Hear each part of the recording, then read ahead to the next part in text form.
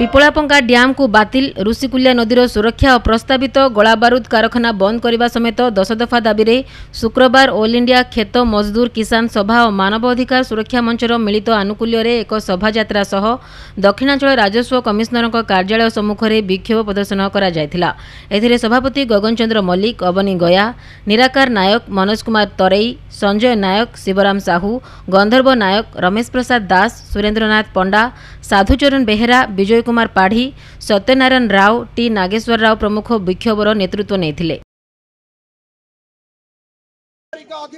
कहल करिबा चलिबो नाही 2006 जंगल अधिकार आईन को कड़ाकड़ी लागू करिबा अमर दाबी सरकार माने नियम अरे ओडिसा रो खनि पानी को तुमे कॉर्पोरेट कंपनी हाथ रे बिक्री करिबा बंद करो अरे हम गंजाम जिल्ला रो खनि को तुमे कंपनी हाथ रे हमें राज्य सरकार को जणे देबा पई चाहू 1960 मसिया रे भू संस्कार आईन आनी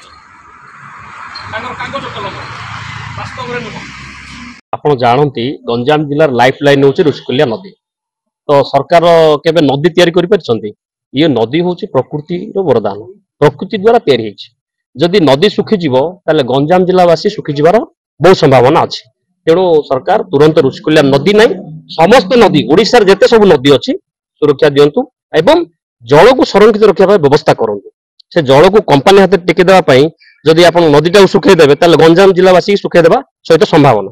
एक नंबर 2 हूँ जगन्नाथ प्रसाद जो ब्लॉक आपणकर जो नेतरई पहाड़ अच्छी चूड़ाखाई अंचल घाटीपल्ली बोली सेठी गोटे गोला बारूद कारखाना प्राइवेट कंपनी आसी करने चाहूँगी। सेठी जदि प्राइवेट कंपनी हो आज्ञा गोला बारूद कारखाना ताले से लोक मैंने विश्व मरीजे विस्फोरण में मरीजे।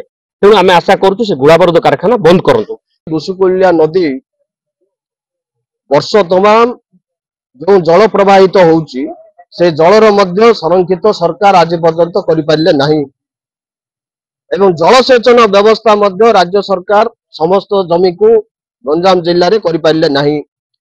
ए सब सत्वे ऋषिकुल्या नदी खरा दिने जो सुखिला अवस्था रे पडुची सेठारु प्रत्येक दिन चोरा बाली चालान चालुची। या राज्य सरकार एवं प्रशासन रो दृष्टि रे थाइकी मध्य समाने अणदेखा करुछंती।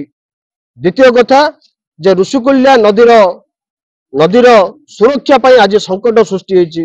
आज सोरडा, आसिका, भंजनगर, छत्रपुर, गोपालपुर, ब्रह्मपुर, गोलाबंद, पुरुषोत्तमपुर इत्यादि हुमा पर्यंत समस्त अंचलवासी आज ऋषिकुल्या नदी उपरे निर्भरशील।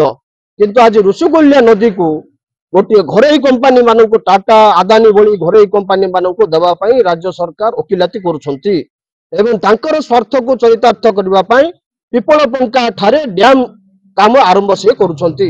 ताकू ऑल इंडिया खेत मजदूर किसान सभा एवं मानवाधिकार सुरक्षा मंच सोरडा माटी रे मध्य विरोध करछि, ब्रह्मपुर माटी रे मध्य विरोध करछि, विभिन्न अंचल रे जिल्लार विरोध करछि।